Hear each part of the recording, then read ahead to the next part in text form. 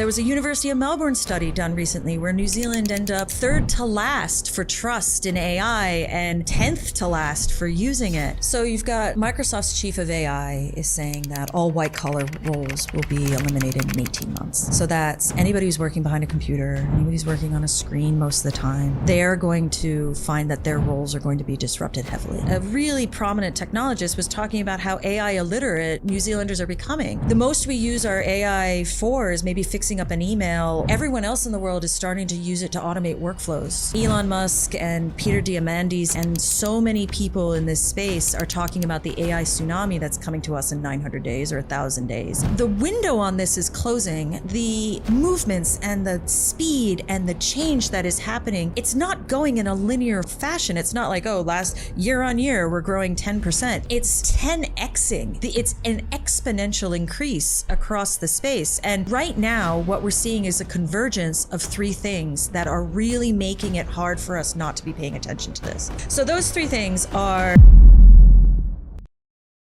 Today's episode is brought to you by AcademyEx, New Zealand's premier postgraduate institute for business owners and professionals. They're an absolute game changer for New Zealand business owners and professionals who are ready to stop talking about the next level and actually build the skills to get there. You can hit the link below or scan the QR code on your screen to learn more about AcademyEx. Why should anyone pay attention and watch this episode until the very end? Every quarter at AcademyEx, we do a quarterly business and technology briefing. And Frances has been running it for 8 years. And she talks about how when she started off, it was very slow paced. And this is Siri. This is what this does.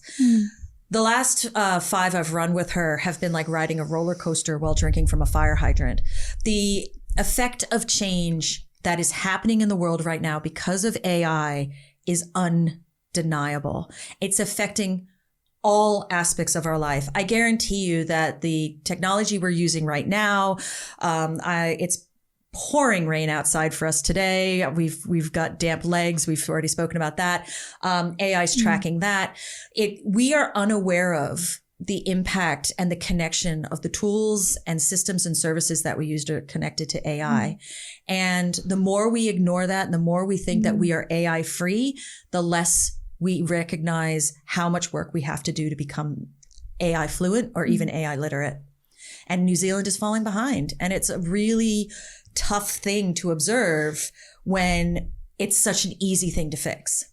Why are we left behind? Like, why isn't there why aren't you sitting down going, I love that New Zealand is on top of AI and everyone is wanting to do it? I know.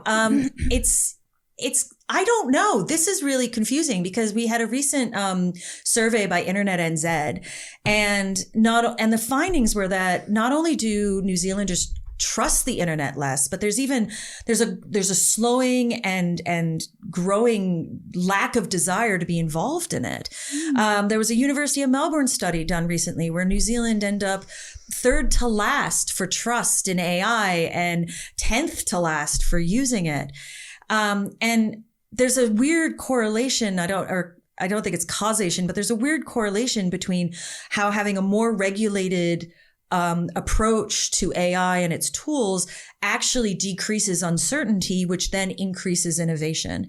And the window on this is closing. The movements and the speed and the change that is happening, it's not going in a linear fashion. It's not like, oh, last year on year, we're growing 10%. It's 10xing. It's an exponential increase across the space. And right now, what we're seeing is a convergence of three things that are really making it hard for us not to be paying attention to this. Do you want to hear what those three things are? Please do. Okay.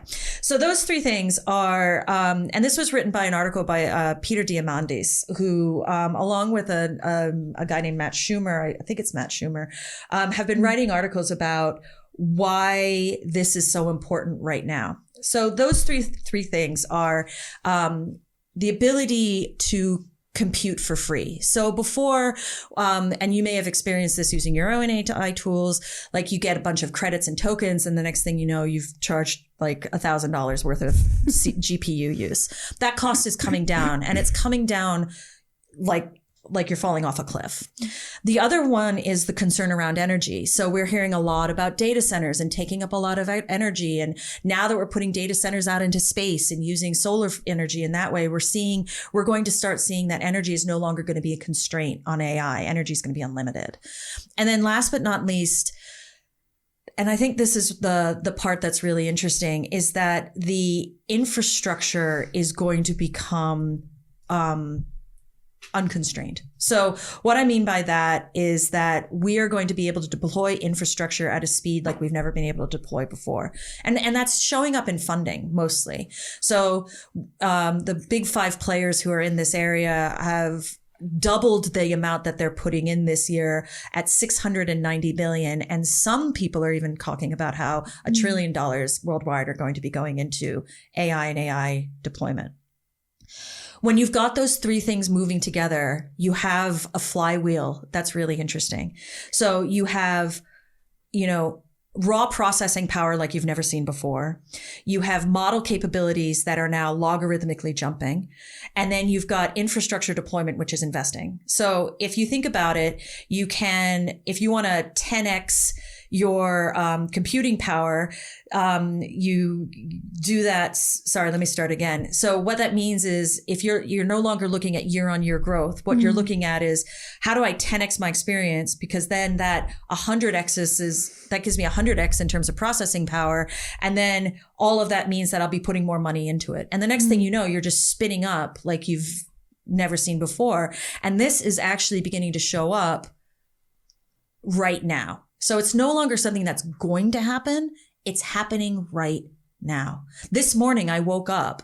Claude announced yesterday afternoon that you no longer have to use your computer. Claude will use your computer for you. It will search the web. It will fill in your spreadsheets. It will write your reports. It will connect all your things together. You can even just send a text message in and go, hey, Claude, have you included this in that report that I've asked you to do? That's mind-boggling. I mean, what you there's so much in what you're saying. I know.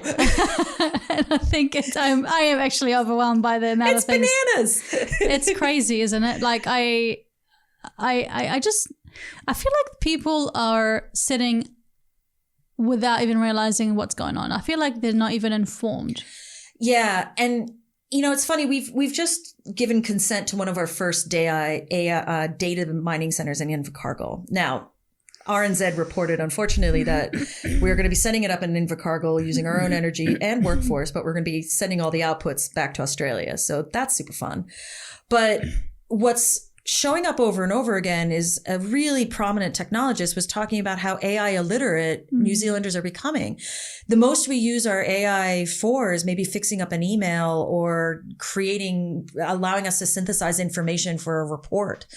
Everyone else in the world is starting to use it to automate workflows, to generate generate outputs for themselves, to actually start cutting down on labor. This is where we're really not grabbing and grasping the idea of what AI can do. Okay, we need to reverse back into what you were saying about it earlier about the convergence of this technology, the fact that it's not linear, the fact that it's leapfrogging, the fact that it's moving super fast, and it's something that we've not been able to understand and comprehend. I think the word comprehension and perception of what's going on right now is what's causing some people the most pain, because some people can see what's going on and what's going to happen in 18 months to 3 years versus the rest of the population, which they're all going, I'm happy, I'm going to go to my barbecue and going to go to work, office job, I'm sweet. And then you just drop those 3 points, and it was a lot of work for me to comprehend and process in my brain. So can we get back into those points and actually dive a little bit deeper into what does that really mean in real life? You talked about Claude yesterday. I mean, as of recording this, they've just released a new feature which makes it even more powerful, whatever they are trying to do.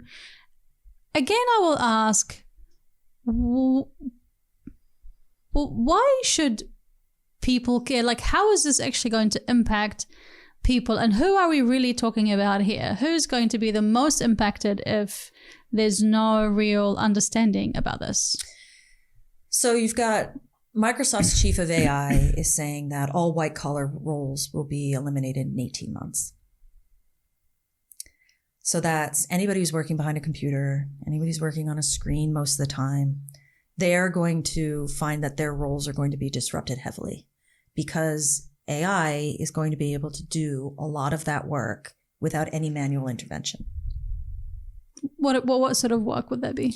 If you're writing reports or you're moving process along or you're documenting process or you're filing a tax return for someone or you're providing, real estate legal advice or if you are writing up reports. Okay. But the issue is that when I was preparing for this interview, I was looking at AI news in New Zealand, and something that I found actually in Radio New Zealand, there was a story around how Health New Zealand staff have been told to stop using ChatGPT and to not, to do it manually. They have been rolling out, I believe.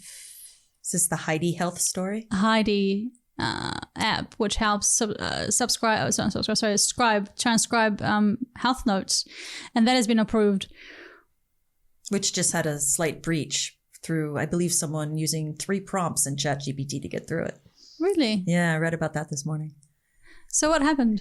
I don't want to be quoted too tightly on this one, but the Heidi Health app had a breach and within 3 prompts, someone was able to break through and get pharmaceutical information and patient details. Now, I believe the Health Health New Zealand's come out and said very clearly that no patient information has been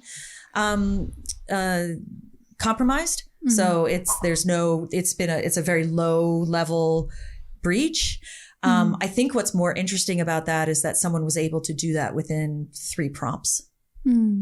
I think there's been some really interesting things that people have been doing. My kid was telling me about this, about someone who took the genetic data of his dog who had cancer and with AI was not only able to transcribe the gene, but was able to come up with a curative program. And now that dog is running around chasing rabbits again and shrunk the tumor something like by 75%. I mean, that's no medical degree, no background in health, no tools, was able to work with his dog and structure out the genome and with AI come up with a cure. So what you're saying is there's a lot of opportunity that is not being tapped. And for people who, you were talking about, the white collar people with Microsoft might be losing their jobs in 18 months. So it's scary to hear that. It is. It's terrifying. So when you're thinking about me sitting in a desk job, if you're listening, you're an employer and this is your job, I mean, that should freak you out. It should, actually. I mean, it freaks me out. And I'm trying to lead through the fear and staying as up to date and curious as possible, because the solution to all this is AI agency. It's basically going, and I'm not going to wait for someone to come up with a framework or direction or funding. I'm going to start teaching myself this as quickly as possible, because the more informed you are, the less scary it can be. You're putting your floaties on as you stand on the corner of the beach, and Elon Musk and Peter Diamandis and so many people in this space are talking about the AI tsunami that's coming to us in 900 days or 1,000 days. Which is about 3 years. Which is about 3 years. And this gives you the floaties and the raft and, whatever safety gear you can put as that tsunami comes at you. So you can either be surprised when it shows up, you can refuse for it to happen and really get disrupted, or you can start arming yourself with the flotation devices that allow you to at least go with the water rising. Is this situation like similar to a 6-year-old not wanting to go to school. And the parents saying, darling, you're going to grow up and you're going to face challenges. You actually need education. And the 6-year-old goes, I'm fine. Like, I don't need to go to school. I don't need to go to university. I don't need to go meet people. But we all know that if you're a 6-year-old child, how can you tackle life without education? Like, how you can tackle life without you don't have to go through the system, but at least understand how the world works. What is your background? How did you end up where you are now? Well, I'm kind of unofficially the grandmother of customer experience here in New Zealand. I was instrumental in the movement a few years ago about bringing customer experience to organizations. I got cut my teeth on it at Spark New Zealand, and then really grew the practice and the program across Westpac, doing this for financial services and really getting, highly regulated organizations to pay attention to the customer, not because the regulator told them to, but because it's actually better for business. And now I'm bringing that lens to AcademyEx, which is formerly the Mind Lab and Tech Futures Lab, started by Frances Valentine about 12 years ago. And what I'm there now, I've somehow merged into the world of marketing, which is CX on the front end, or CX on the front line. And so we're really trying to answer the question in New Zealand is, how do you solve change problems with education?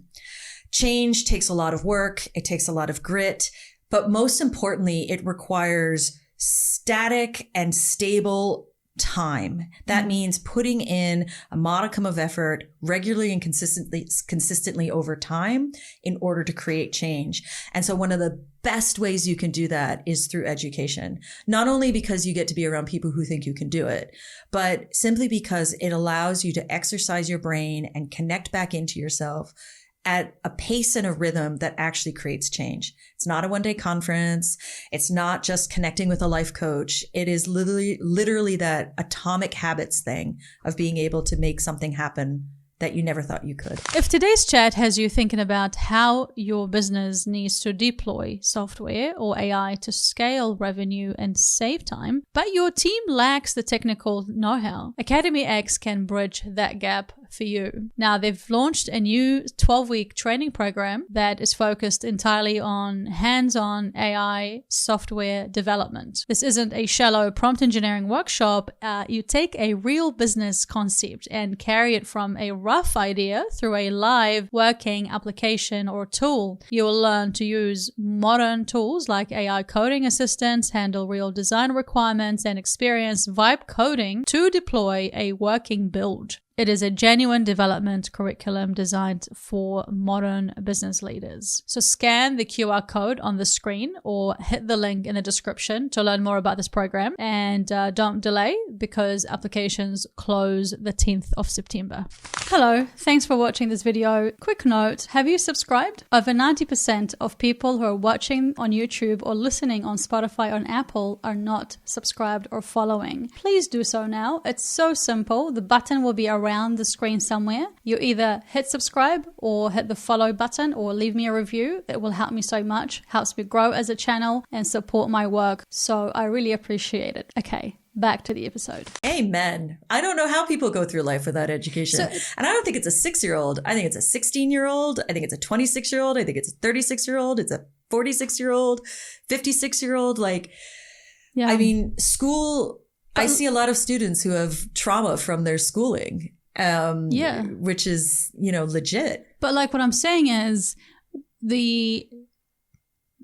how important it is to put a 6-year-old into education at the start of their life is as important from what you're saying or what's going to happen soon and all the warnings, that if you kind of need to get up and do something about it, because everything is getting disrupted. Everything is going to change. It's really interesting because, I'm not putting fear into people, but it's important to understand the magnitude, how big this is happening. And it's, the point of this episode is to allow people to understand and help me also to understand how big this is.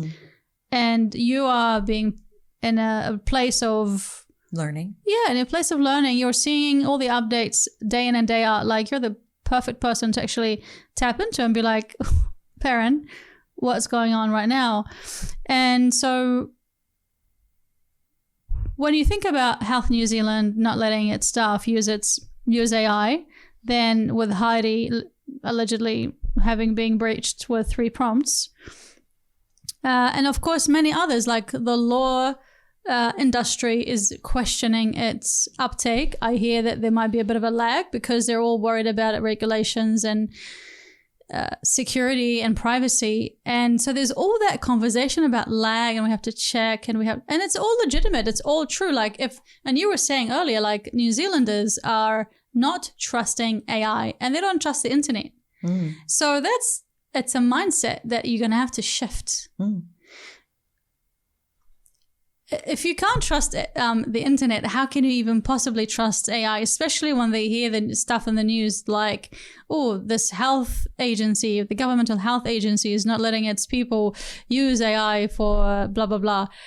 That is not going to give people confidence in the whole movement and the whole tsunami. And it's actually making it even harder. It's not actually helping people to equip themselves to get up and get ready, but it's letting people go, oh, they said no, so it must be true. So what do we make of that?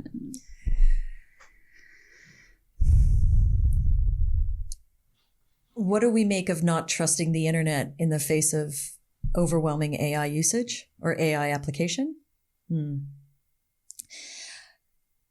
Well, it's all things, right? Like, the wonderful thing about humanity is we contain multitudes, as does the interweb. And the deep fakes it's been interesting watching the Middle Eastern conflict explode, and how so much of the early reporting was actually deep fakes. So there was no way to trust information.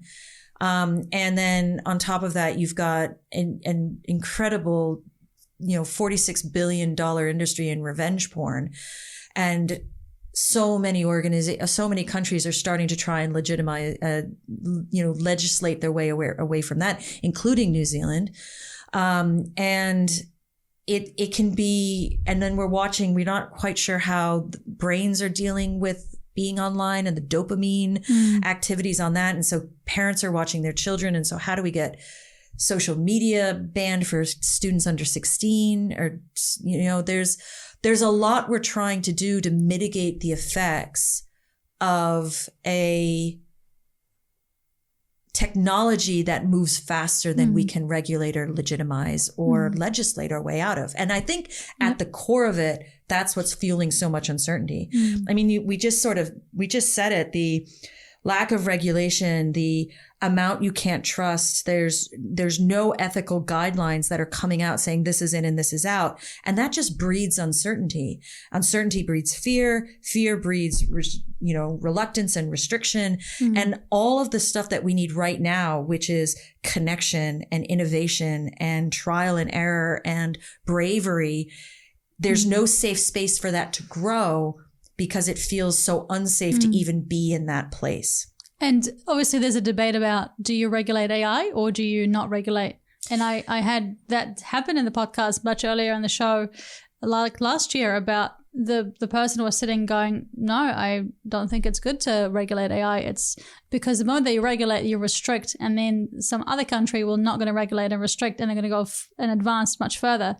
But then you have the issue of uncertainty and fear from people and privacy issues and stuff like that if things are not regulated, because we've been working in life with everything being regulated, all the softwares like Microsoft Word. I know how to use Microsoft Word. I know how to use Excel.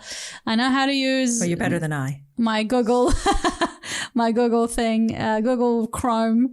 It's all I know. There's this parameter. There's a framework. I know what to do with AI. I don't know where my things are going, who's teaching, how is my information being used to train this stuff.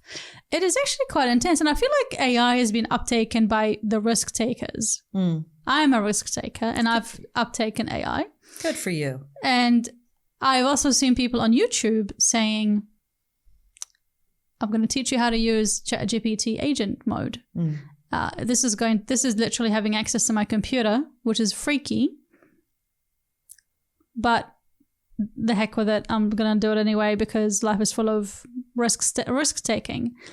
And so do you feel like the uptake of everything has happened with the first adopters, the AI, the experts, the experts or the people who are happy to take the risk and let their computer be exposed to ChatGPT or Claude? I mean, it's frightening to think that Claude can have access to my Gmail and Google Docs. This is what people are thinking. I think people are thinking it, but I don't think they understand the impacts. So, one of the AI godfathers was talking about how Google is about to have access to every email you've ever written, to every, note you've ever sent, every voicemail you've ever done, to every social media account you've got, and it will be able to create a composite of yourself so that you can actually have a Zoom call with yourself in less than 12 months. And the cost to build a digital twin of yourself that you can talk to on Zoom, which, by the way, I think would be one of the more loudest, banal conversations I would ever have, is the digital version of myself, for less than $1,000. And then next year it'll cost $100. And my kid does this to me all the time. He's like, don't look at my phone. But, Zuckerberg and Google and Meta and all of these organizations know more about my child and their habits than what he's willing to show me on his phone, because they're scraping everything he's doing. So we are both afraid of putting our information out there and then really casual with the lives and the recordings that we have of ourselves as is. Risk-taking is interesting because technology has always been about risk. It's always been driven by, speculation and money. And technology and entrepreneurship does take a nerve in order to get through it. And in marketing, we learn about the various adoption curves. You've got early adopters versus early majority. And the big difference between those two groups is the willingness to take a risk. Problem is that AI is no longer for risk takers. Every piece of technology you have has an AI component in it now. And if it doesn't, it has one by the end of this day.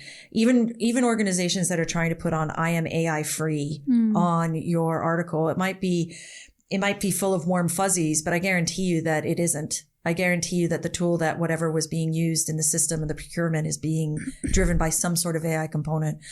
On my way out here, I was on Google Maps. There's now an AI component on Google Maps. I mean, it's impossible to move around. But you choose not to have it. You choose not to use it. You can. Yeah. But the fact that it's there, and if you don't know what that is, and you never push that button, you never know what's going to happen. You never know what's going to happen. And so again, you're caught by being, set up for disruption, set up for surprise, or set up in terms of preparation. And I think this is where it gets really interesting, is that, organizations and your families and yourselves need to start thinking about, well, what happens when these constraints that are brought in by my own current realities are no longer there? What happens when it is as cheap to have a humanoid robot in my house as it is to have a robot vacuum? I mean, there's also Jack the Vac. Yeah, right, which, my brother uses it in his house, and it does move by itself, and it cleans it by itself. Yeah, but it's soon enough it will be like a robot, a big full-on robot. Yeah. If I'm still unsure about this and it feels overwhelming, because it does feel overwhelming. Oh, gosh, yes. I feel like it's too fast. It's too quick. It is too fast. It is too quick.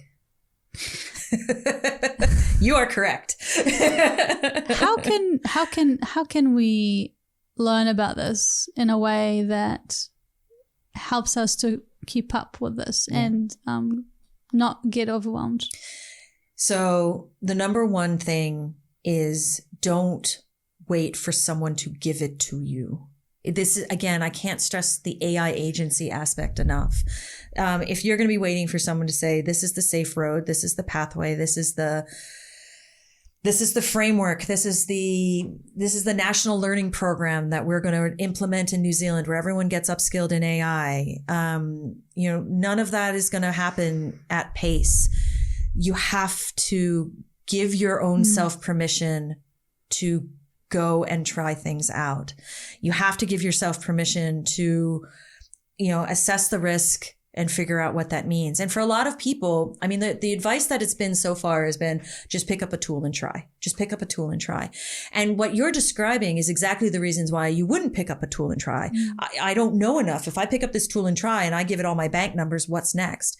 We had $14 billion worth of fraud in the first quarter. In New Zealand? In New Zealand. These are not, this is not insignificant. Worldwide. Worldwide. This is not insignificant.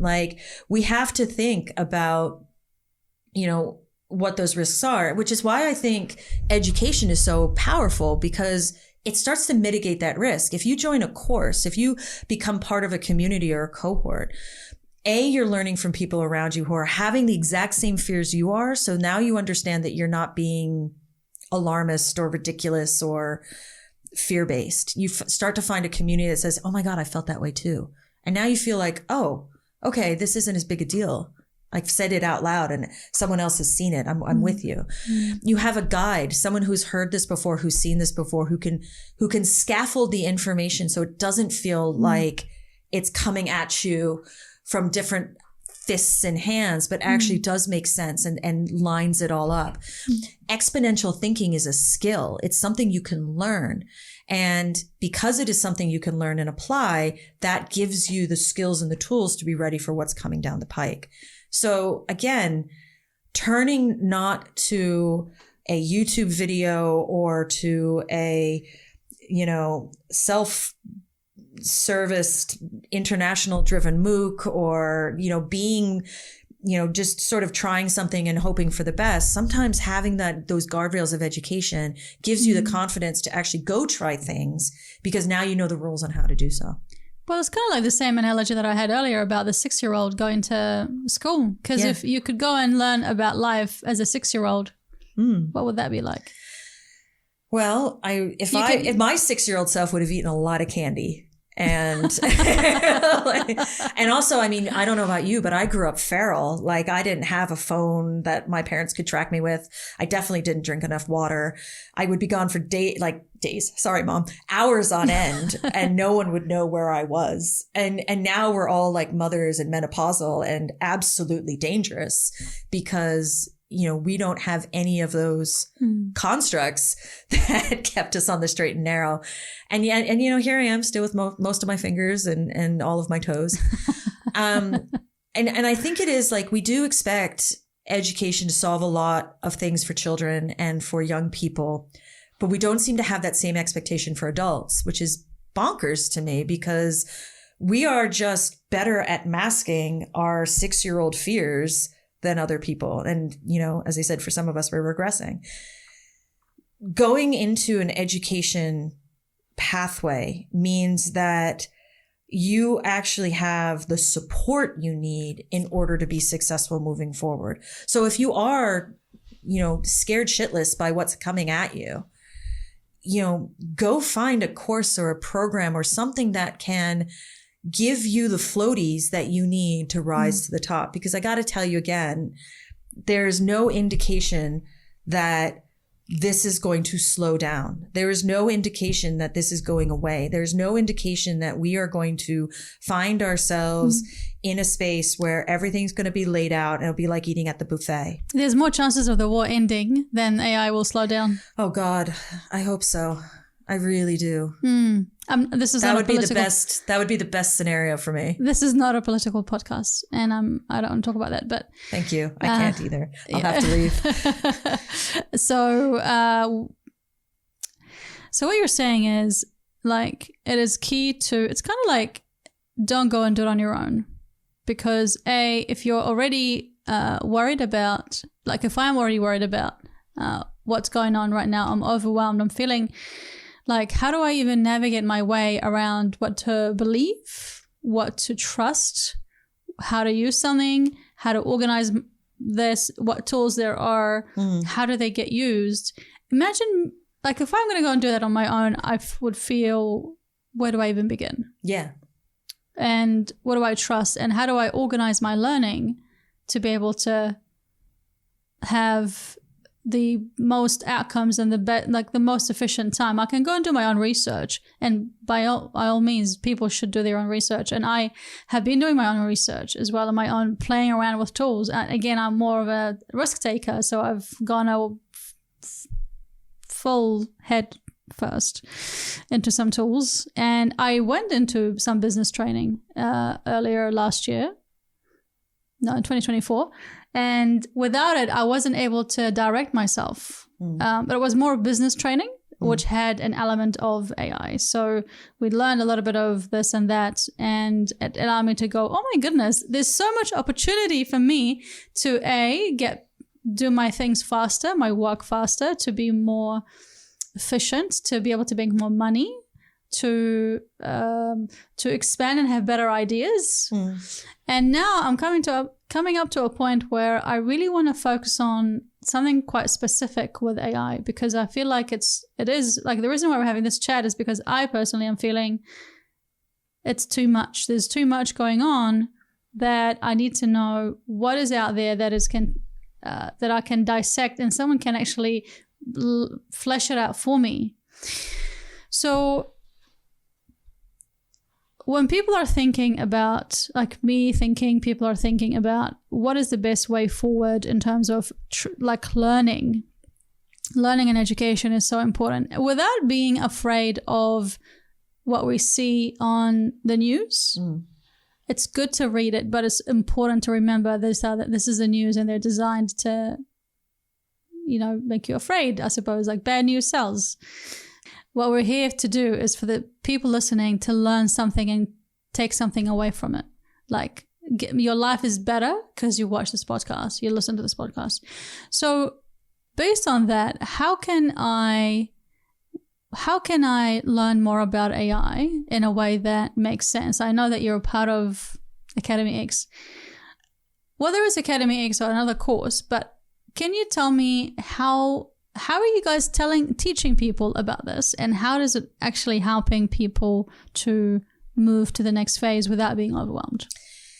I think the most important thing to recognize is that we are watching in live time a technology grow, expand, scale, mutate, form, be something completely different. And it's something completely different every single time. And that's kind of mind bending, because we go, oh, I know what AI is. I can, ask it to create a recipe for Irish stew in the form of a limerick, which was my first prompt actually on AI about 2 years ago.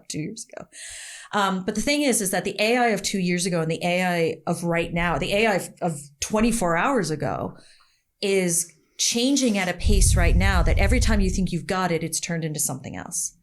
So you need to really think about what's up to date and how do I stay current? And the thing is that knowledge is now ubiquitous, right? You don't need knowledge is almost cheap, right? It's free. It's free. Or, $20 a month, depending on where you want to get it from. But like, knowledge is the whole idea of cognitive work, that value is decreasing for the first time in a really long time, like centuries, right? The amount you knew, the experience you had, the skills you developed in that kind of finite way was what created your value. And that's what's so important about this being, AI is not a job loss story. It's a value recreation story. And the crazy part is the last time we had a value recreation story was in COVID, where we had a huge wealth transfer. Now AI is bringing that again. And we don't know how it's going to play out yet, because we are living it real time. So back to the question of what do we do and what education is important? Where do you start? currency is really, really important. Hello, thanks for watching this video. Quick note, have you subscribed? Over 90% of people who are watching on YouTube or listening on Spotify or on Apple are not subscribed or following. Please do so now. It's so simple. The button will be around the screen somewhere. You either hit subscribe or hit the follow button or leave me a review. It will help me so much, helps me grow as a channel and support my work. So I really appreciate it. Okay. Back to the episode. The second part is I think you need a really trusted guide. I think it's important to have someone who is looking at this, has enough knowledge in their hands to go, all right, and to help start curating not only your knowledge, but your anxieties. This you probably need to worry about. This one you probably can let go. That's so important. I think when you're trying to upskill, you need someone who knows what they're doing and just had to curate experience, the boat, right? Like coaches and consultants, and that's why they exist, because they're experts in that space. So I definitely agree on that one. Yeah. Absolutely, and I think the last part is you want to be amongst a group of people that will help you think outside yourself, but will also think alongside with you as well. We talk about this a lot. It's that learning transfer thing, that idea from left field over here that you can apply to your current state, and all of a sudden it's a whole brand new game. I think that's where all the dopamine of learning comes from personally, but it's also what you get when you're working with a community. So when you're studying by yourself, it can be a little lonely, or it could be confusing, or it can be, you lose. It's like, they say if you really want to lose weight or you really want to get buff, you need a buddy at the gym, right? Well, you need a buddy for your mind as well. Otherwise, you just sort of fall off the edge. Do you think that early experiences with AI and the kind of ridiculousness of it sometimes, right? We were, I remember when IOTS started and they were testing it out with all sorts of ridiculous things. One was a toaster that tells you when your toast is done. Another one was an umbrella that tells you when it's raining. Is there anything that you've... Or a camera to tell if the driver is drunk. Right? Yeah. I mean, this is in the news right now. On the 17th of March, Radio New Zealand has made a story about AI technology trying to figure out if you're drunk with a camera. Yeah. As opposed to, weaving around and... But what's interesting is about a year and a half ago, 2 years ago, there was a great talk at South by Southwest, and they were talking about, you have to, breaking these things down into small things can sometimes look really ridiculous. So, one of the things that they were focused on was these cat doors that could recognize your cat. So it would keep other cats from coming in your house. Yeah. And as a cat owner, as a cat servant, I was going, that's really cool. Yeah. But what was interesting about that is like, no, get this. This is the beginning of facial recognition that is ethically neutral. Right? So they're not testing facial recognition on humans. They're testing it on your cats. So that once it starts to get more and more sophisticated, you can start bringing in more and more sensitive subjects. And the importance of bio about wearables is that wearables plus AI, you get something really weird and magical or scary going on. Elon Musk owns the brain implant company where, we can put AI into your brain to help, right now quadriplegics move and speak and function, but that's just a matter of time before it becomes something else. Or, Johnny Ive and Apple are working on a new way to do wearables.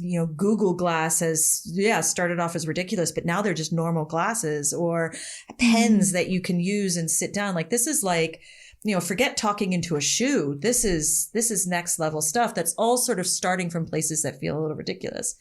And I think it's the same thing with AI.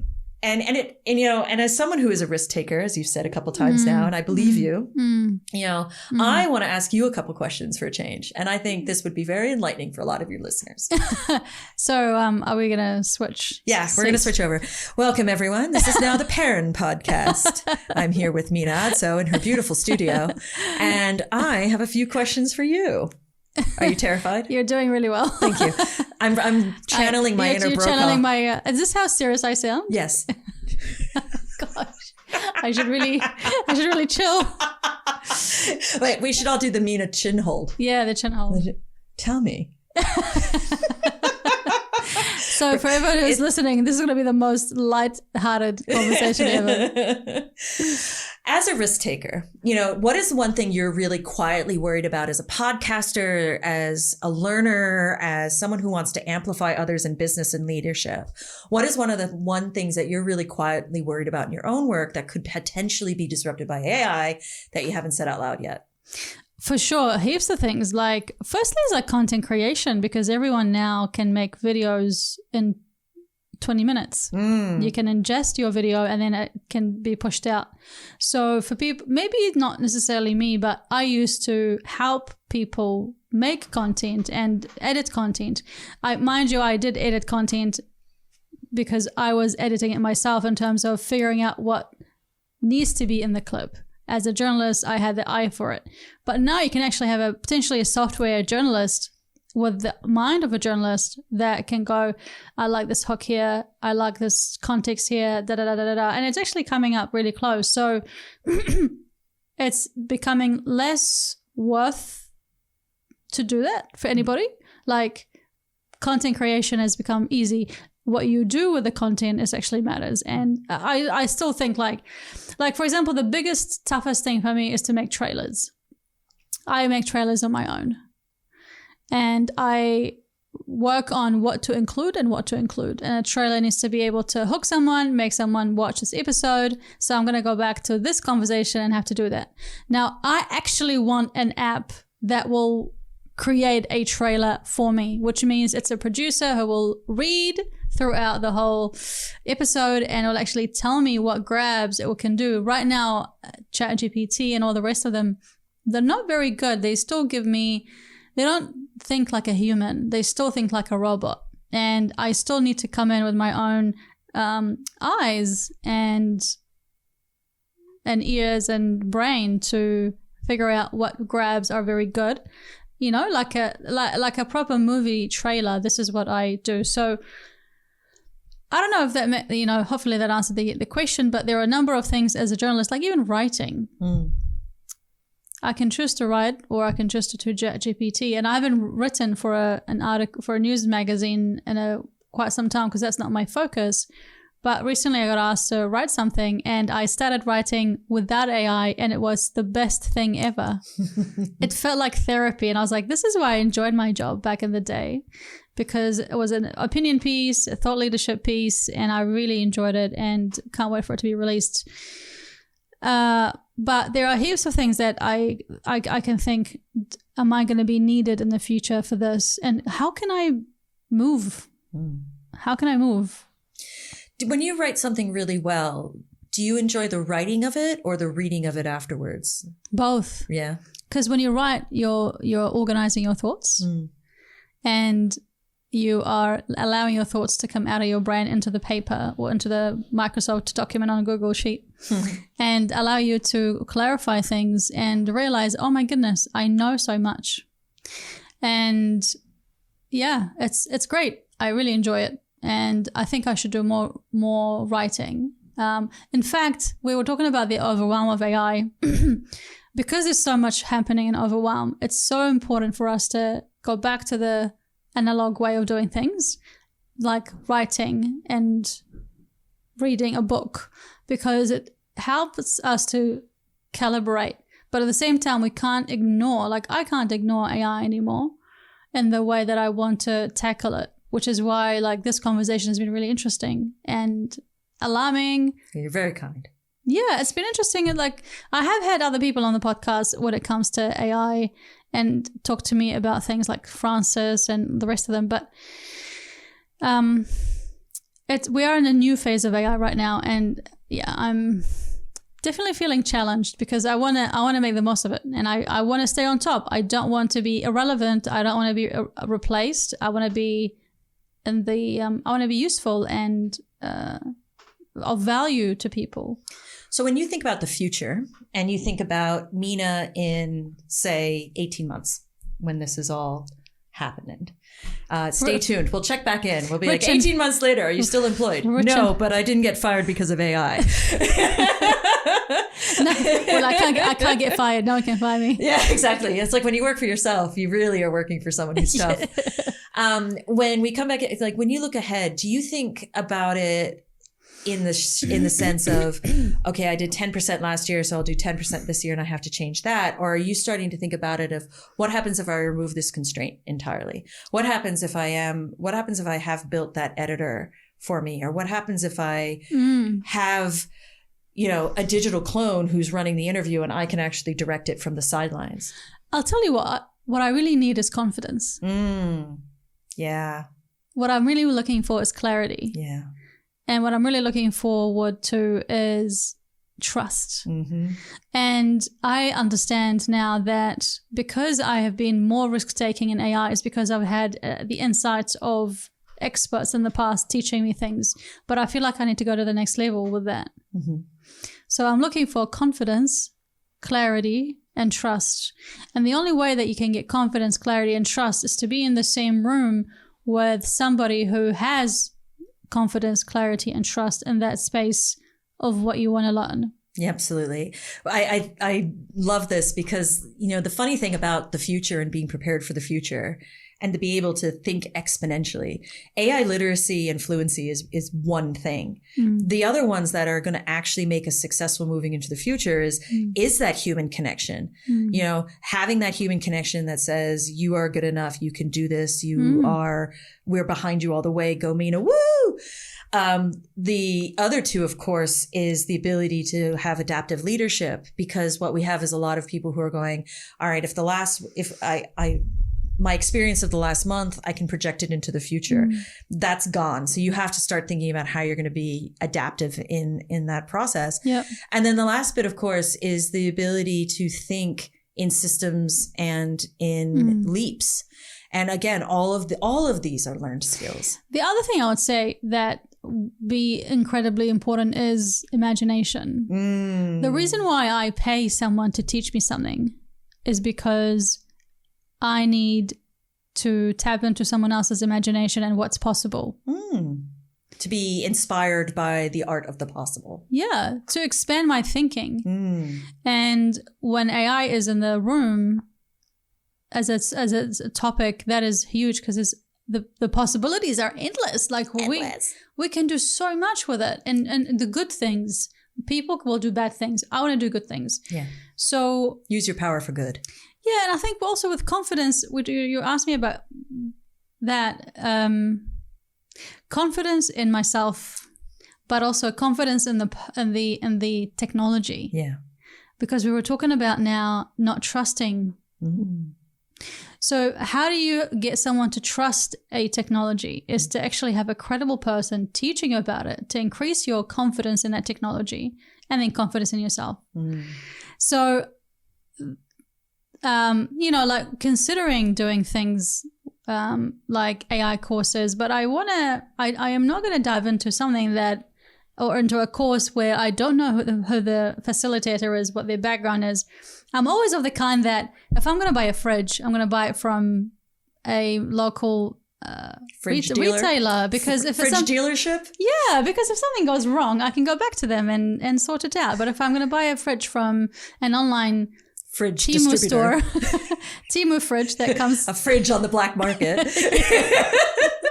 Then we can't really do anything about it, right? You can't really return it. Dirty dealing fridge. I heard about this the other day. China is setting up is providing AI startups, individuals with doing AI startups, apartments and access to high-speed data and a certain amount of seed money because one person and 3 or 4 agents can build these, definitely 100,000 companies, if not $1 million companies. And so they're setting up these pathways for them in order to do it. What would have taken us, 50 people in 9 months now takes us 3 people, a couple agents, and a couple weeks. I run an entire marketing team with 2.5 people and we're doing, 40,000 comms every month. We're servicing, 50,000 people on the regular. And all of this is being done with almost nobody. Wow. You know, we ran our entire SEO and AEO. We launched 3 websites this week. Yay. And, you know, me and Claude ran our entire SEO AEO and did it in about 2 hours. How did you do that? Well, the co-work version of Claude meant that it can now access the website itself. So I fed it the navigation. I gave it the framework that our CMS has for SEO. I asked how we would then embed AEO, which is, of course, answer engine optimization. So what are the core questions? And ran it across the 3 sites. And what it did is it produced an entire program of work that basically became a copy paste back into the CMS. So and I got to tell you, after 15, 20 minutes of the first one, it needed minor editing and off it went. Wow. So what would have taken 2-3 people a long time took me 3 hours, and that's incredible, by the way. And I got to tell you, that's heaps. Within 45 minutes of the site launching, I could Google it. Wow. Now, I don't know if that means anything, but it meant that the SEO is working. So that's incredible. So you asked the AI agent to help you with the code. So it gave you code that you put into your website. Yeah. It gave me the words for SEO, and it gave me the JSON code that I can pop into the back end for the AEO, which means that when you wanted to ask questions about, what does the Academy Education Group, AEX Education Group do into any form of chat, it's able to pull that out and give you the answers that you're looking for.